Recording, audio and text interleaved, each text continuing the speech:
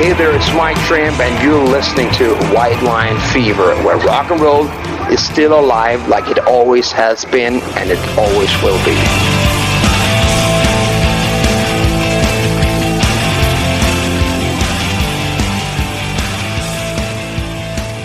Hello everybody, and welcome to the second episode of White Line Fever Live. If you're listening on podcast, it's the second episode of White Line Fever Kicks. And if you're watching on YouTube, I won't explain it, but it's the 22nd episode of White Line Fever Kicks because we had 20 of them in 2016, which were produced by the Sydney Morning Herald. But you don't care about that. I think you care about our guest. And I want to thank Damian Irvine, a man with definitely 1 foot in the rock and roll camp and 1 foot in the rugby league camp, for joining us here today. And Damian, we've got all those jerseys up behind you. Thanks for being with us. Thanks, Steve. Good to be here, trying out some new technology and having a chat White Line Fever. I don't think it's my debut on White Line Fever. We might have touched base previously on it, but it's good to see you.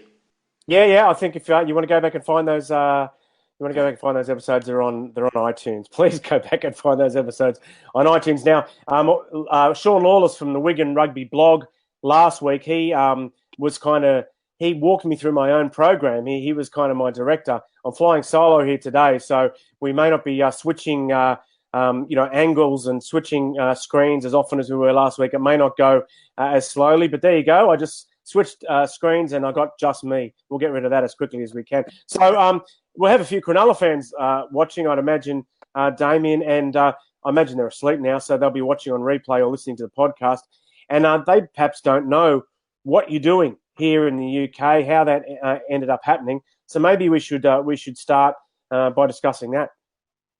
Yeah, so after I left Cronulla in early 2013, I'd had a few sort of discussions with English football clubs while I was still at Cronulla, and I never really considered the opportunities over here in the English football game, soccer, as they call football over here. So, and when things ended at Cronulla, and probably more prematurely than I wanted to with the ASADA issues and all of that blew up, but it was a solid 4 years I was there for, and I was a bit of a loose end in terms of where I might go next and what I might do, and I picked up the phone and came over here to the UK pretty quickly. It was sort of a 6 or 8 day turnaround by the time I re-engaged with one of the clubs I'd been speaking to. And I came over to Notts County Football Club, the oldest professional club in the world, and was there for 12 months.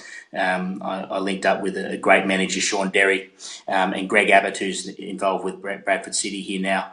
And we had a great season there, a stay-up season and a relegation forecast season. They weren't going too well, but we got a good club spirit together and did some good off-field things and got the club back turning around. I left after 12 months. The club was eventually relegated down to League Two, and I joined Wycombe Wanderers, which is a supporter trust-owned club down near London in League Two at the time. We had a 5-year plan there to get promoted and to turn the club around commercially, which we did, and they were promoted in March of this year. What really resonated there, Steve, I guess, was the connection with the Australian leagues club style structure and model, which is a little bit anti the English football, professional football model, which is predominantly privately owned. So Wycombe is a supporter trust owned, similar to memberships that traditional New South Wales rugby league clubs have, where all members elect a committee and a board who then manage the club. So that was a great club, and it still is, and they're promoted. So I was sort of at a bit of a wit's end at the start of the year as to where to go next. I'd done some work with the RFL and Bradford, a great club, Bradford, who a lot of Aussie rugby league fans will be aware of through the Super League era kicking off, and their great success they had there with a number of players that we're familiar with. It's had hard times over the last 5 to 7 years. The club, a couple of different owners have fallen off the perch in terms of finances, and the place has gone into administration a couple of times. So start of 2017, that was the case again. I came in and did some work when they were setting up the club. Andrew Chalmers, who was a former chairman of the New Zealand Rugby League, with Graham Lowe, who we all know in Australia through his great feats as a coach, took over the club, and I helped them get that set up commercially, and whilst I was still at Wycombe at the time. And then fast forward sort of 18 months and 12 months really, I guess, and finished up at Wickham, there was a full-time opportunity here. So I'm now leading the club here in the off-field side of things. We're putting together a good squad next year as well for potentially a championship year. But a great club with very similarities, I guess, Steve, to where Cronulla was in 2009 when I sort of got involved off the pitch. A core group of superb fans who have probably get grassroots rugby league and what it's all about, going down on the weekend to watch your team at 3:00 more than any other clubs do, because they've been through the hard times and they don't take for granted finals appearances or being in the top league. They know that those things aren't always there and always available. So a great community, great club, and the plan is to be back in Super League as soon as we can be, mate. Now, there's a lot happening in rugby league at the moment, and on both sides of the globe. So we will move on to that, and that's why we're talking, because there's a big meeting over here in England on Friday to talk about the future structure. But for the Cronulla fans watching, I just wondered, you were there. You're on social media, and I see people give you grief, and they bring up peptides and stuff like that, and is that annoying, and is that a constant? And do you feel that even though that you actually took action before the investigation occurred and before all that blew up, that in some ways just being in the vicinity, there are people who kind of tar you with that brush, and that it's hard to sort of get away from, It's funny, mate. I think the club is always going to be a sitting target, and myself as well, by people who want to have a pop shot, other fans, and there's always plenty of banter between clubs, and they want to pick what I think is a pretty easy target to go for that era. I think Cronulla at the time was pretty unlucky in that the whole game and a number of different clubs were probably exposed to that issue, whereas it just happened to be Cronulla that it probably was more focused on and targeted at the time. So I think it's unfair. To be fair, though, Steve, it's not something that I come across often. I think,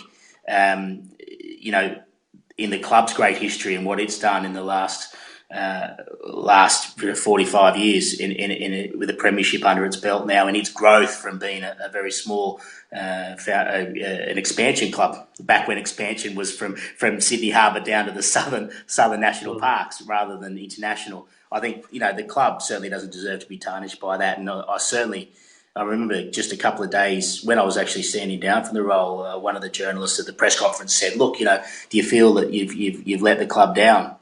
And that was over the comments I've made in the media in the very last few days of my time there, and it was quite foreign to me, because what we looked at and what we felt we'd been achieved was 4 years of pretty hard graft, day on day, financially, and a lot of off-field things to get that club back on an even footing and better than that.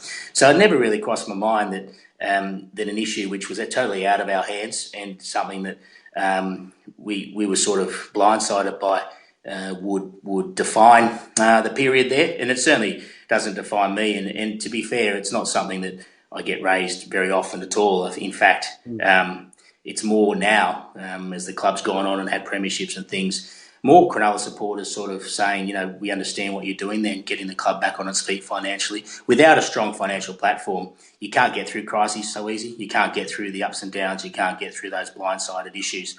When we first went into Cronulla, there was a whole bunch of different issues off field that were coming at you. And when you haven't got a good financial foundation to sort of get you through every day, when you've got the added burden of not being able to pay the bills and finding that money, it can be pretty stressful. But I think the club's matured a lot now, and it's in a position where crises that come along, the salary cap issue this year, which came across, I think they're very well equipped now to deal with that. And I think that's the legacy, and, we're proud of it.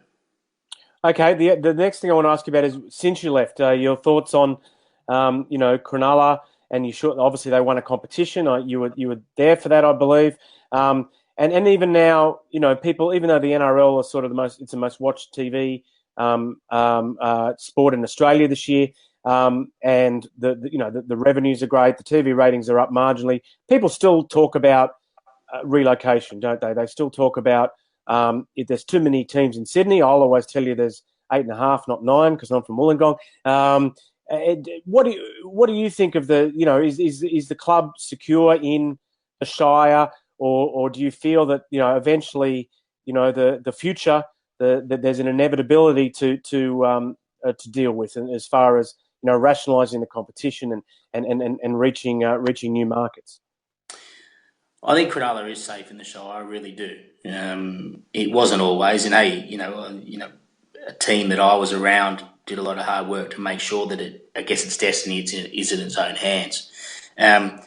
I've always agreed with you, and I've always taken the position that we're a very Sydney-centric competition, and I think the strength of the competition has been shown outside of Sydney in the last decade to 15 years. That said, I was a Cronulla boy, I'm a Shark, so I wasn't going to be one putting our hand up for relocation, even though I think generally and in principle there were too many teams in Sydney. And I think if you'd asked Nick Pappas or Dave Trodden or a lot of other people at other inner city clubs, they'd say exactly the same thing. You've got a job to do for your club and your passion, and that's to keep them as solid as you can. And all you can do is take care of what's in front of you. I don't think there's an issue with Cronulla needing to leave Sydney at the moment, mainly, Steve, because I think other clubs in Sydney are doing it tougher financially and finding a tougher model to make sustainable. And I think for all the money in broadcasting in the game in rugby league in Australia we've got at the moment, the balance is still not there. Cronulla has enough money, but it's a challenge for them every year to keep spending in line with other clubs. And that's not going to change, Steve. That's going to keep getting more and more pressure on that. I think the RLPA is very strong in Australia, and so they make sure the players get a substantial amount of the revenues through the game and the broadcast, and I think that's how it should be. But I think there's a lot of money spent ancillary to playing budgets and salary cap, which is sort of like a keeping up with the Joneses scenario. Every club wants to build a high performance unit for $20 million, and every club wants to have any number of off field staff and support staff. And if one coach sees that they've got something that another club hasn't got, or they see a club performing well and they've got 3 wrestle coaches and one doesn't, they want to get that because they feel that's the way to success. I think we overspend a lot in the game, and I think that there's always a danger of when that revenue changes. And we've got a big issue coming up in world sport, both in rugby league in England and in Australia. But the NRL is most susceptible to it. And that's that these mega TV centralised deals from traditional broadcast partners, they're not going to be there anymore, Steve. And you know that well. The industry knows that well. It's an inconvenient truth, which is really, really starting to squeeze a number of sports. I don't know if we've signed the last biggest centralised TV deal, broadcast rights deal in the NRL, but we've at least done the second last biggest. I can't see it increasing. So we need to be smarter. As far as Cronulla goes, mate, I don't think we're about to move any time in the near future. There's a lot happening. I think changing this centralised stadia policy that's coming into the game is putting pressure on clubs. I think that's short term because I think, honestly, hand in heart, fans love to go down to the local ground, and they love to support it, and they love to be out of those big stadia. I think the large stadia are there for special occasions, as is the English model, and they're well supported like that, mate. So no, I think Sharks fans are good to be confident. Barry Russell's doing a great job down there, and as is Dino, the chairman, and I think they've got plenty of pressures, don't get me wrong. By no means are they a mega rich club, and by no means are they overly safe any more than any other club is overly safe. They've just got to keep doing the right thing. Okay, I'll put you on the spot a little bit here. You're obviously a rugby league man, even though you're working in soccer here in the UK. I've just lobbed here myself with very little to do but twiddle my thumbs. So I've been very aware of the jobs that have been kicking around. There's been a job for the Northern Hemisphere Rugby League International Federation. There's been a Super League CEO job. There's been a Rugby Football League CEO job. And then when Danny Kazanjian moved to the RLIF, there was a job for the RLEF. So I'll ask you this, as a rugby league man living in London, have any of those jobs interested you? They always interest you when you read that there's a job going in a sport that you love or in anything. I've had discussions and been approached about a couple of those roles you've said. I've been in in-depth discussions about different people who are offering those roles, as I had some other offers in the football industry in higher leagues as well in the last 12 months. I'm now with Bradford Bulls, and I'm glad to be here. I've come back to them to get them through this League One Championship hopeful promotion period, and then build a club and structure off field which has got a strong sustainability model to it. When Bulls were in administration, I put a proposal to the administrator in the RFL about a strong supporter trust ownership model, which reflected a leagues club model in Australia, and reflected the model I'm used to working with here in the UK in football. That was rejected because I think, there are a number of proposals that go into administration and they chose another way. It might well have been easy then to tell the RFL I wasn't interested in coming to consult and help the Bulls, having missed out on putting that supporter trust ownership model to them. But Andrew Chalmers has come in and done a good job. He's put money in every month to make sure the club is sustainable, and he's showing that he's here for the long term. And that won me back, because I truly believe that the supporters here can't afford to be knocked around and messed around again. They don't deserve that. They've been through the ringer enough. And I have talked about other roles. A lot of people have called, and you know what? I'm like you, mate. I get up and I go to work every day, and I've got a family to support, and you want to always go into a bigger and better role. And I take roles as projects. You go in to a position, and the club is in a certain situation and environment. You improve it. You do your job there, and then you might find another goal or another area of the club needs improvement, but if not, you find another challenge to put your name to, and you're only as good as your last role as you're only as good as your last game. So I've considered a number of different roles, but now as being here at Bradford, couldn't be happier, mate, and I'm glad to be back in rugby league. Now, Andrew, is I've always found him a nice fella, but what's happening here is that the current situation in the British game, he's become a bit of a divisive figure because he's sort of the most vocal person on the other side of the argument. What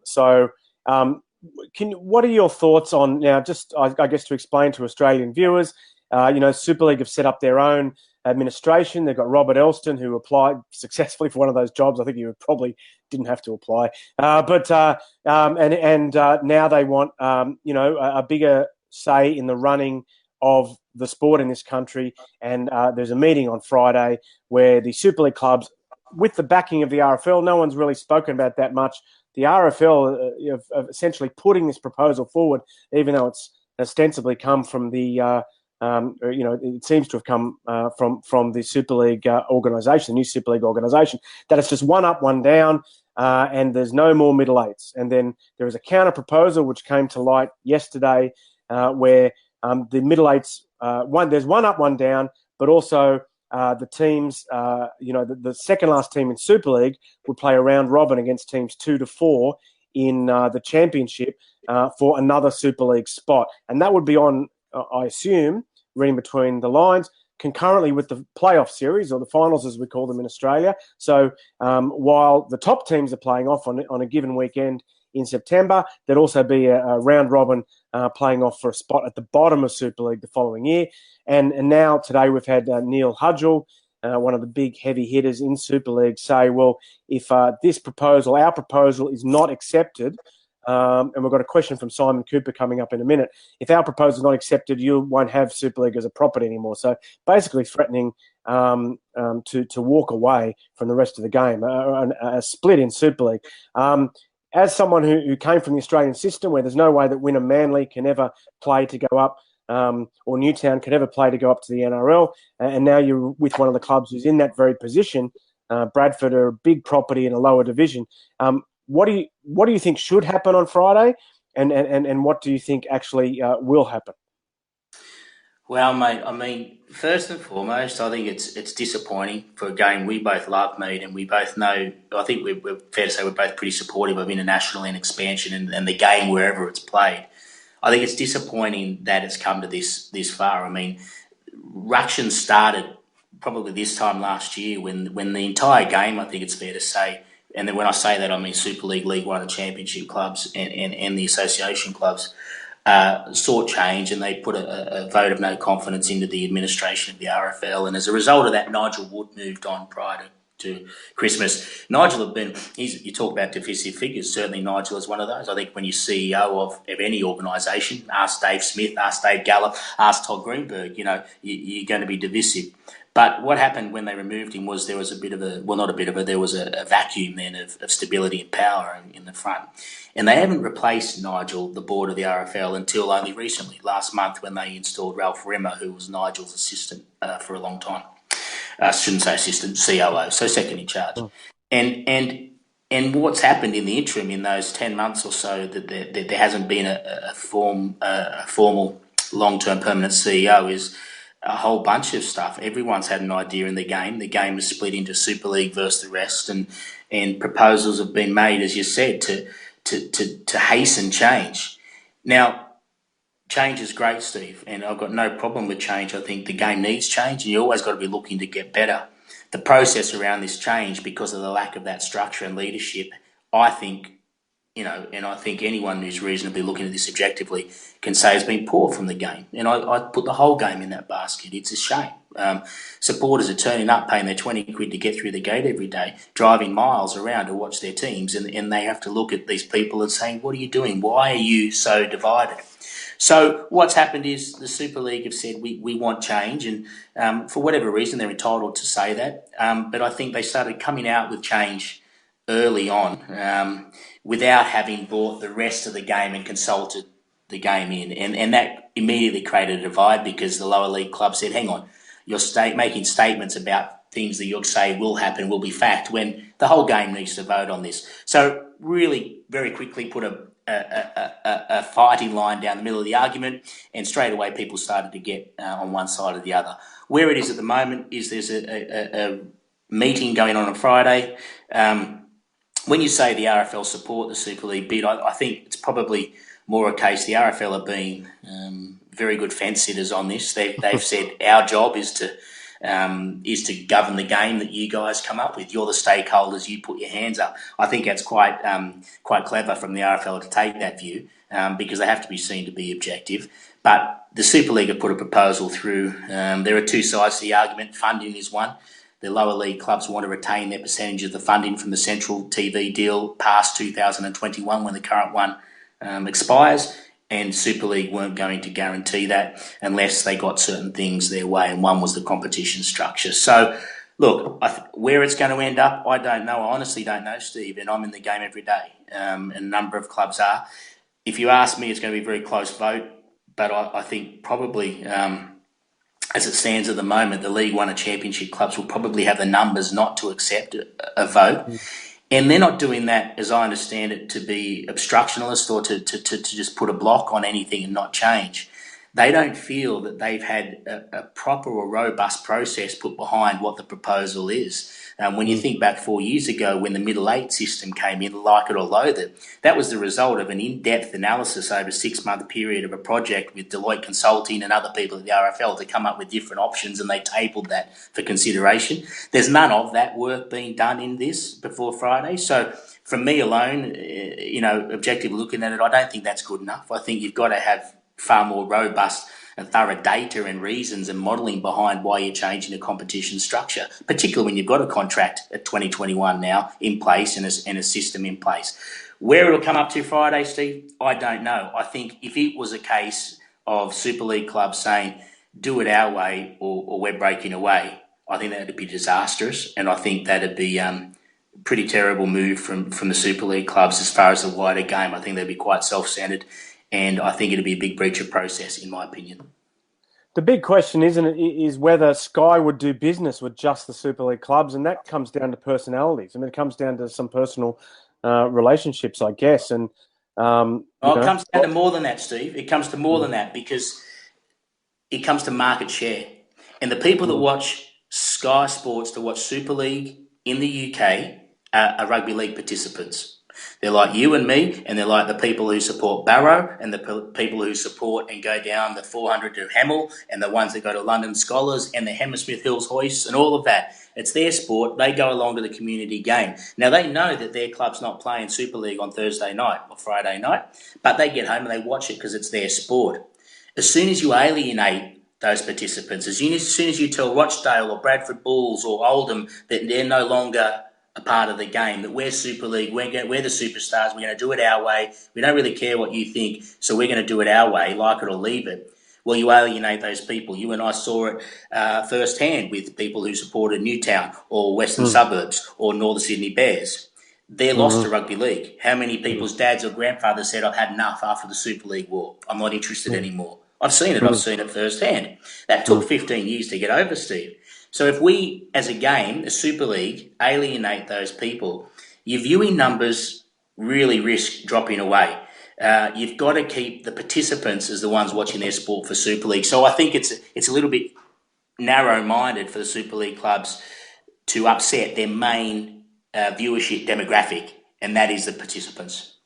We've got a celebrity question here. Simon Cooper, who has done a lot of work in Germany over the years, and Germany, I think, are playing a World Cup qualifier. I think this weekend. They might be playing this weekend. And Simon's question is, and thanks to the wonders of technology, I can the viewers can see it on the screen now. And he says, "Where do you see the game in the UK in 5 years?" Ask me after Friday. I do think it's quite an important time for the game. I think one of the big problems we've had in the game over the last 3 years, you've got to look back a little bit to know where we're going in the next 5 years. The game, and through the good intentions or wanting to be popular or mismanagement, whatever it was, the RFL stepped in and helped a lot of clubs.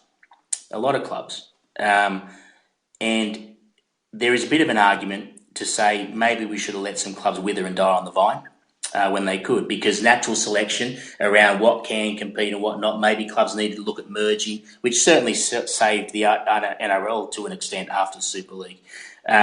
So I think there's going to be a rationalised competition somehow. There's going to be some heartache. I think it's got to be at least 3 tiers. What I would like to see in 5 years' time, and it's interesting that come from Simon, because I'm a massive fan of international rugby league, and I did live in Germany for a time. What I'd like to see is the Challenge Cup utilised more as have the 2 tiers Challenge Cup similar to the FA Cup, where you qualify to get into the rounds proper. And I'd love to see, we talked about recently Red Star Belgrade, the great job that the guys are doing over there, Colin and the team, wanting to play in the Challenge Cup early rounds. I think if the Germany team could get into those rounds, your Irish teams, I think that's where we really start to see the international growth come within 5 years. And I'd love to see, it'd be a real story when one of those feeder clubs gets through the qualifiers and draws, a Bradford Bulls or a York or somebody in rounds proper. That starts to bring money into those clubs. It starts to bring interest in their local towns. We saw that with Catalan with their Challenge Cup win. So I think, a 3-tiered system, there must be promotion and relegation. I think it's mandatory to have meaningful games as deep into the year as we can. And I'm saying that from someone who's here to sell season tickets and to get people through the gate. I think as a fan, I always love the game to be meaningful. So you can't have too many dead rubbers during the year. One of the things in English football, which I know very well, is if you're in mid-season, mid-table mediocrity come February, March, you have a very hard time in getting your fans through the gates. So you've got to have promotion, relegation. I think we'll see that. How many up and down remains to be seen. But one of the big words that people use is licensing. I don't think the game in England yet is mature enough for licensing. I don't think we've sorted out our stuff well enough. I don't think we have enough critical mass commercially to do that yet. And I think that's at least 5-10 years away. Okay, we've got another question here.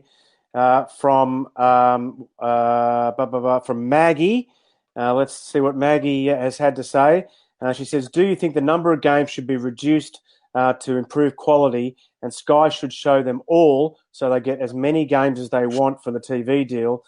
More, in fact. No need for loop fixtures, better quality, free weekends, internationals, etc." I like the point that the reason we can't shorten the season is because we have to provide as many games, a certain number of games to Sky, but we're providing the games so they're warehoused, so they're not shown, and they're not. What's more, they're barred from being shown by other telecasters. So it is an interesting thing, isn't it? We're slaves to provide product to someone who throws away whatever 4/6 or 4/8 of that product every week. They throw it in the bin, they don't show it, and they warehouse it. Totally agree. It's an excellent question, Maggie. It is bang on. Look, we've had it in Australia. All of these things we're talking about are symptoms of the negotiation period between the governing body at the time and the TV deal. And I think if we all went back, and we can all objectively say, I don't know the RFL was in a great position to negotiate a TV deal in the north of England or anywhere in the UK when they last did the last deal. It's not as large a sport as is in dominance of market as the NRL is or the AFL in Australia. So what we've got this deal, and the money is the big one, because clubs want the most money, split the money. But what's not been negotiated in there is an anti-siphoning clause, Steve. You and I are familiar with it from the cricket back in Australia, whereas if a sport of national interest or something has been bought by a commercial network and they choose not to show that game live, anti-siphoning laws mean that they've got to give it to somebody else, let somebody else show it. I think I'd like to see something like that in Sky's deal for the next NRL. Even better, I'd like to see him show it. I still can't believe. I mean, I'm spoiled, mate, like you are, Steve. I'm just used to being able to put on Fox at home and watch any game live on the NRL. It's scheduled, so you can sit at 3 o'clock on a Sunday. You can watch at 5:30. The time zones are all in place. I'm used to doing that. I think in this day and age, we have to see all the games. You can't even get radio coverage on all the games over here, mate. So I totally agree with Maggie. We've got to get that into the deal. Thankfully now with streaming, with people like yourself, Steve, there's a number of media partners out there now that are doing streaming of games. The RFL are helping out now in terms of getting their Our League application where they're allowing streaming to come in. They showed York Oldham last week and they're showing other games. I think that will open up, but the sooner the better, mate. We've got to see live games. That's fundamental. One of the things I hear a lot with Bradford, and you're a consultant there, is that what you're doing? Right. You're a consultant. One of the things you hear from opposition supporters about Bradford is that they were gifted to Graham Lowe and Andrew Chalmers, and that he didn't have to pay anything for them. And you would have heard rival clubs say, "What's he doing speaking?" He didn't have to pay anything for them, and it's basically just to get them back on their feet, and then the current owners will be out before with a gust of wind. I guess the segue into that is that they're doing some great things with streaming, aren't they? And in fact, it's caused friction with other clubs because they want to go to their away games and show them on Facebook. What's your understanding of the plans of the current administration of Bradford and the extent to which they're there for the long haul, and what their objectives are, and how they came to be the owners of the club? That's it really frustrates me, that sort of the speculation. One thing I've learned here at Bradford is that it's a political hot cake. Clubs, because of its success during the Super League era, and that it's there are some very strong rivalries amongst those clubs. Reminds me back of St George, Cronulla, Manly, etc. So you're always going to get shots fired. I don't understand the talk and the scuttlebutt that is out there and has been thrown, and it's mostly been thrown in the context of this battle over power in the game, Super League versus the Championship and League One clubs. Andrew Chalmers, who's the chairman of Bradford, he was elected to be the chair of the advisory committee of League One and Championship clubs. So there's a number of clubs there, and there are 4 or 5 men on that committee, chair people of different clubs, and Andrew was elected chairman of that. So he had to come out and speak the view and I guess push the barrow of that organisation or group's agenda, which he's done. As a result of that didn't fit, I guess, in the mentality and the beliefs of some of the Super League clubs. So they've had hot shots, and what they've tried to do is attack Andrew and try to cast aspersions on how he came to own Bulls. Steve, I don't know how he came to own Bulls. As I said to you earlier, I was happy to be promoting a different model potentially to the administrators at the time. If anyone has cause to probably feel hard done by that model wasn't taken up by the RFL and the administrator, I would be one of those people, because a rival bid, if you wanted to put it that way, won the club. In terms of saying it was gifted or whatever, I can't see the why in that. Anyone who accuses the RFL of giving the club to Andrew and Graham, why, would be my question. What on earth would the RFL gain, or Andrew or Graham gain from that? And I can tell you why. rugby league clubs that are in administration, or any football clubs that are in administration, they're rarely purchased for a few million quid. What someone goes in and they demonstrate that they can pay all the outstanding bills, mainly wages that are due in a day or two, and that they can fund an ongoing loss for a number of months because the club, by definition, that went into administration was losing their money every month.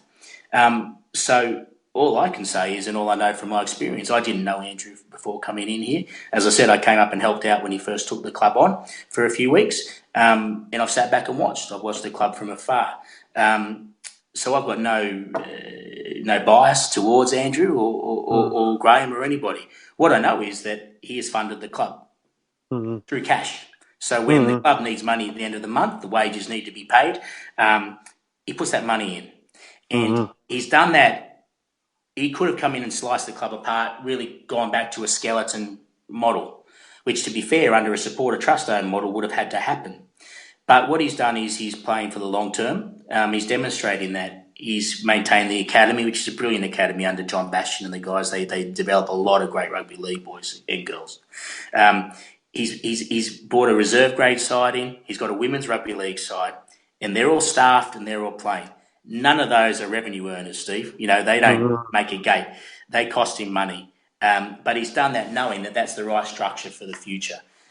So I think by actions, he's demonstrated that he is here for the long haul and to do it the right way. He could have done it a lot cheaper.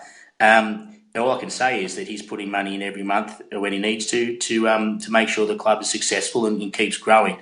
So I think it's been a little bit unfair, the criticism. It's very easy to throw mud.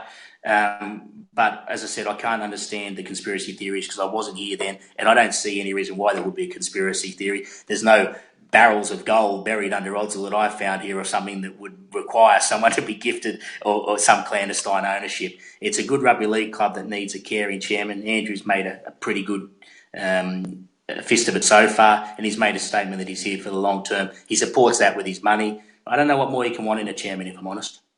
Yeah. Okay, another question from Maggie. She's our best viewer this evening. I think people only knew it was on about 5 minutes before we came on, so I want to thank those who have tuned in, but a lot of people do watch on replay and listen on replay from my limited experience. So Maggie says, further to the TV deal question, and could they use the video ref at all games and none would be seen as officiating differently if they are shown or not shown?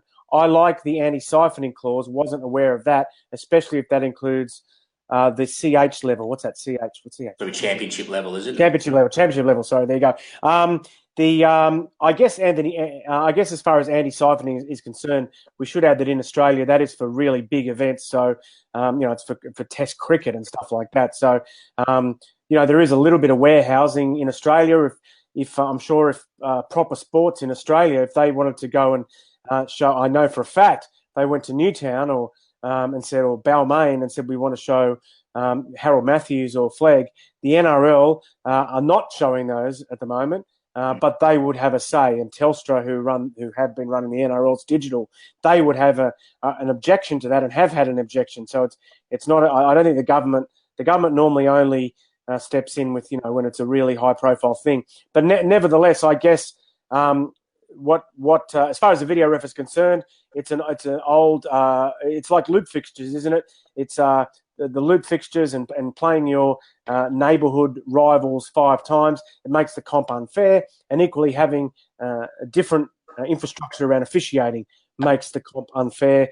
And the reasons for that sort of inequality, it's totally down to money, isn't it?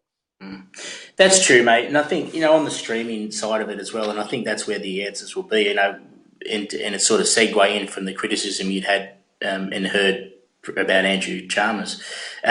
He's promoted streaming of Bulls games quite widely this year, and at a cost. It costs a few $100 every game to make sure the cameras are there and all of that. He does it for home games here at Bulls, and he does it at away games where we're allowed to. And he does that because, from my discussions with him, he truly believes that the way to add value to the game in the long term, and we talk about that 5-year plan from the question we had before from Simon, you need to have added value. So we need games and we need to build up a streaming audience, etc. So Andrew's quite prepared, and he's shown that he's sacrificed a bit of coin this year to build that and to build that thing. And funnily enough, only 8 months later, it's now becoming more of a common thing. So it's very easy to criticise, but I think streaming is a way forward. I think there may be, and there's work being done at the RFL on a centralised streaming model through a centralised app. The EFL does it very well with an iFollow app, where you can join your club's application and get live streaming of their games at certain times. You can get added content at different times. I think rugby league will get there. We're probably a few years behind the EFL in getting that in place, though, and that's not ideal. We should have been probably a bit more on the front foot for that. But centralised streaming and content owned by the game to subscription is probably where you'll see a lot more value come in the game. I did want to go to some of the stuff that's been in the news, in Australia as well as here, and stuff that you're connected to in some way. And I guess when you work in the media, people say, don't make it about you. It's not all about you.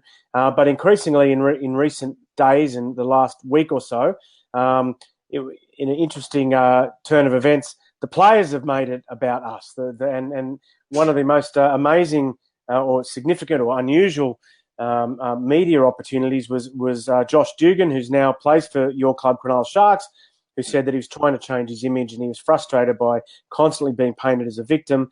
And this is something that a colleague, talking of colleagues, John Davidson, has raised in a comment on the Facebook page. And for those of you who aren't watching on Facebook, it's Facebook.com/LeagueHubCom, all one word. And we do these and you can ask questions live. So I guess we go back to your dealings with the media when you were at Cronulla. And how things may have changed or seem from a distance, whether there's some sort of watershed associated with the Cronulla Mad Monday coverage, and I guess your thoughts on where it's heading. It was Canterbury. Come on, Canterbury. Sorry, Canterbury. They've got enough issues. Sorry, the Canterbury Mad Monday coverage. I'll get sued for that. The Cronulla Mad Mondays are always great. What are your thoughts? What are your thoughts? Couple of things. I was pretty new to the game from a media point of view when I took on Cronulla in 2009. I was very frustrated during my process there because I didn't want to play the game. I just didn't want to play the game. I did play the game because you're told there's no other way to do it but play the game. And when I say play the game, I mean that somebody rings up and depending on which organisation they work for, I used to have a rule. I would never lie to you. If you ask me something, I'm either going to say, I can't comment on that at the moment, but I won't say it's not happening if it is happening, But what would happen is someone would ring up with a story or go fishing and you wouldn't comment. Someone would find out the story from other sources later on that day and go to press the next day. And the initial person would ring and say, you didn't give me the story.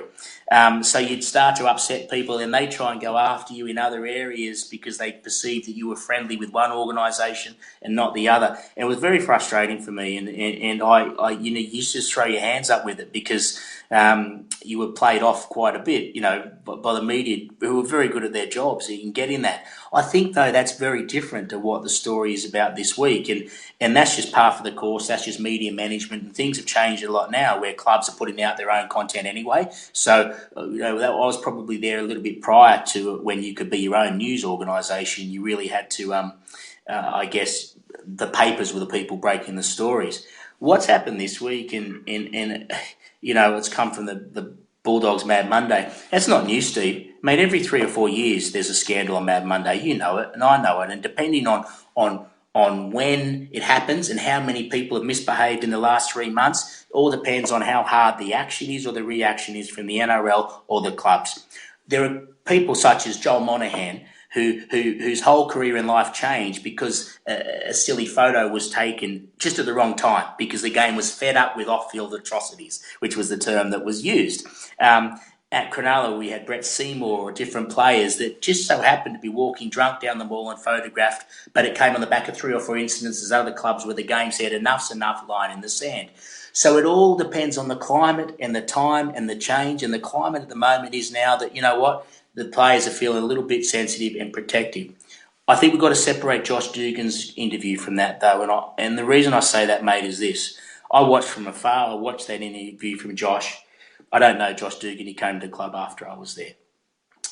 What I saw on that press conference was, in hindsight, if I think the media manager, Rob Willis, a great guy, in hindsight, I don't think he would have put Josh up there if he'd known where Josh was at mentally and emotionally. I saw a guy there who had recently gone through an issue where there was a young lad that he'd supported through charitable cause or for the right reasons who passed away. That's what I saw, and I saw him very emotional and sensitive to that.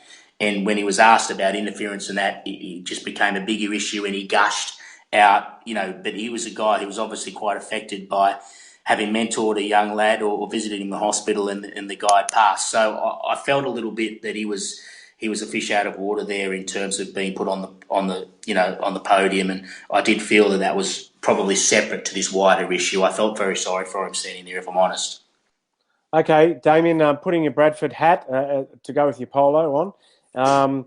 What if the apocalypse happens? What if Super League go back to Sky and the other broadcasters and negotiate a new TV deal on their own and try to take all the money? What happens on the Monday at Bradford when you get into work and your chairman Andrew Chalmers is waiting for you, or maybe you beat him into work, and you discuss how you're going to survive this apocalypse, how the clubs, how the grassroots game in this country is going to survive. I mean, what is the next step? Do the Super League clubs get booted out of the Challenge Cup? What happens with releasing players for internationals? What TV deal does the RFL do? Who do they do it with? Do they jump the shark and go straight to streaming, or do they could they be on an opposing network to Super League? Could the fixtures be up against each other? Do they throw Toronto aren't even going to this meeting. They're trying to stay out of it. Where do they go? If they go up to Super League, but they are still not at the meetings and not in either camp, what happens to them? I don't know if you've got a crystal ball in front of you. You seem to be leaning on something. What happens if the apocalypse happens? What happens if we have a schism? I generally would fear. I'd fear for the game in a lot of ways. What happens is we need to see what the RFL's got to say about that. They're the be-all. They are the custodians of rugby league. They're the governing body of rugby league in this country. They've got the table at the international game. They've got the relationships with the NRL and all the other bodies around the world. That's when the RFL needs to come in and sort it out if that schism happens. I can't see our game's not big enough to survive a World Series cricket split, Steve. We haven't got the revenues around, and we will be so dividing our supporter network and the participant network in this country, which is rather geographically small in terms of where rugby league is played. It'd be a big crisis, mate. And I think that's what I got back to earlier, is that we've gone 10 months to get to a point where we're even talking. We're even talking about a split in the game. What a shame. What a shame that is. And, I think we've seen pain. We've seen the pain in Super League before. I was on the committee involved with the Rugby League Commission changeover that Michael Searle led so well back in 2009 and 10. There's collateral, mate. We can't throw around words like we'll split, we'll do it our way and leave and walk the game lightly. They're pretty serious. They're fighting words. They really are, and they're being said, I believe, without due consideration of the whole game. Because, in my opinion, to split the game in that way and there's a few Super League clubs to run off with it and try and do their own deals and that, I think that's slash and burn stuff. That's saying we can't have it our way, so we're quite prepared to affect the game detrimentally as a whole so we get our way. Now, that's not how you operate, in my opinion, mate. That's not for the game as good. We're almost done, but you said at the start of the meeting that, the jobs that became available in this country this year crossed your radar. So I'm guessing that anyone who would have been interviewed for the Super League job would have been asked how they would deal with the RFL. And anyone who was interviewed for Ralph Rimmer's job would have been asked how they would deal with Super League. So I guess I guess we'll just I'll pretend I'm interviewing you for those two jobs, Yeah. and I, and I and don't. I'll ask you I wouldn't presume those if you questions were were taking Ralph necessarily. Rimmer's job. Sorry. I wouldn't presume those questions were necessarily asked, if I'm honest, mate. But I'll play along. Okay. So if you were being interviewed for Ralph Rimmer's job, and I said to you, as you know, Robert, they're about to appoint their own CEO. They've changed the structure so that Nigel Wood is no longer, the CEO of Super League, and then no longer on the board. What? How do we stop this becoming a train crash under you as CEO? What do you say to them? I'd say, as a governing body, the CEO needs to go in there and be strong, grab the bull by the horn, so to speak, and grow a set and say, we're the governing body, we control the game, and we will do the research and the project management around providing the best pathways for the game in future. We'll do that with consultation. We'll speak to the most important people, i.e. the participants, the supporters and the players of the game. We'll build from the ground up then. We'll bring in the broadcast partners, get their view. We'll table the three best options. We'll give a recommendation and then we'll ask you as a membership to vote on it. And if you vote on it as a whole, we'll run it for you like that. That's the only way, Steve. You've got to show some leadership and go in there and set it up with some data, some robust, some strategic decision making, and say, look, you've got to do the work for them. You can't sit back and expect a squabbling group of clubs to come up with the best response, because all you get then, Steve, is you get compromise. Mm-hmm. And our game's better than a compromised outcome. We've got to be. We're the best sport in the world over 80 minutes. We've got Premier League footballers come down and want to watch our games. It's that good. Every performance person I worked with in English Football League idolises our athletes in our game. They love it. And yet we still manage to come up with compromise options for it. We're the ones who have custodianship of this game and love it. It's not good enough, mate. It needs some strength and needs people to come out and say, we're going to do the right thing by this game, in my opinion. Okay, now I'm the other person. I'm Ian Lanigan, hard as it is to imagine. And I'm saying, yes, we're looking for a CEO, Damian. As you know, we've changed the structure, and we're taking back some control. We're not happy with the way the RFL has marketed our product. We feel there's too much focus on the lower divisions. The Super League, at the end of the Super League season, the Super 8s is ineffective. There's a lack of interest from fans. The Middle 8s is also an RFL property, not a Super League property. We're the ones who create the wealth, and that should be reflected in our prominence and our commercial success. So we need to guide ourselves back to prominence, and with it take the game with us in this country, because its profile has withered away. How will you lead Super League back to its glory days, where we were winning World Club challenges, and our players couldn't walk around London without being stopped in the street? How will you take us back there? I'd be expected to be tasked as CEO of that organisation to go away, come back again with some viable and robust proposals, a couple of them, which make our job in selling this to the rest of the game easy. And the way we're going to do that is we've got to tick some boxes that the rest of the game needs solving as well while we go on this journey together. We're going to try and link Super League clubs with the rest of the game, so that when they are watching the game on Friday and Saturday nights, Sunday afternoons, that they still have some buy-in and they're interested in it. Come back to us with the proposals that we can take to the RFL and the Championship and League One advisory groups, give them 2 or 3 options, which you tell me, because you've done the work, Damien, as CEO, you've shown me they financially stack up, you show me there's commercial interest in it, you show me there's viewing figure growth in it, you show me that it's sustainable at an international level, and you show me why the competition structure is the best one, or which of the 2 or 3 you suggest, and then we'll table those proactively and in good time, as showing that we've done some homework on it, and we'll put it to a vote with them. It's not hard, Steve. In my opinion. So in conclusion, you just don't think either side have done the necessary research. They don't have evidence to back up their hypotheses, and that they're rushing into a change of structure.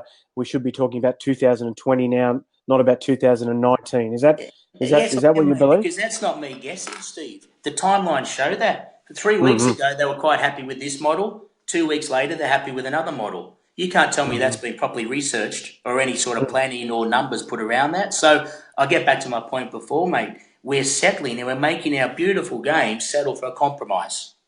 And that alone, I don't think is good enough. So let's come up with something for 2019. Call it a holding year, whatever. Stay with what it is. I don't care. Have a 6-month period with consultation groups, working groups that involve supporters, feedback, consultation across the whole game, a proper and robust report.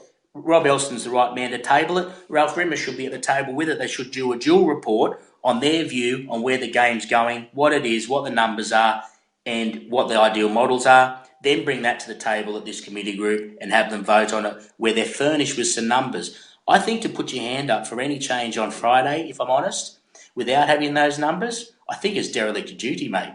Because it's a Brexit scenario. You're being asked to stuff that you don't know the answer to, and you're going to vote for the future of the game, for your club's membership and all that. I just don't like it. It's too reactive, and it's not proper governance, mate, and it's not good enough for a sport of our standing.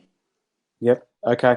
Now, I'm going to let you go now. You said you've got to go do some exercise, and so do I. And I've got to count some Toronto Wolfpack singlets because I'm now in the merch game here at Mascot Browns, and just got these. It's the Super 8s. If they might be the last Super 8s as well as the first Toulouse Super 8s. So these have just come in this week. MascotBrowns.com. Toulouse Super 8s T-shirts. Damian, I'll let you go. And it's got dark in here, by the way. I apologise for that. But I'll let you go. But before I do, tell us about your ambitions in rugby league in this country. Are you happy doing what you're doing, or would you like to be? Would you like to be more involved? And and then that'll be the last question. No, not. Look, I've put my hand out to Mark Foster and guys at the RFL to get some EFL model style working groups and committees from people around clubs to work on. I'll be happy to go in and help them there on some commercial stuff. But I won't rest now. I've put my name to this, and when we've got Bradford Bulls back in Super League and on a sustainable model that doesn't need a chairman propping it up all the time and being run, on good business principles, mate, then I'll be happy and I'll be looking for my next role. Well, thanks for joining us, everyone.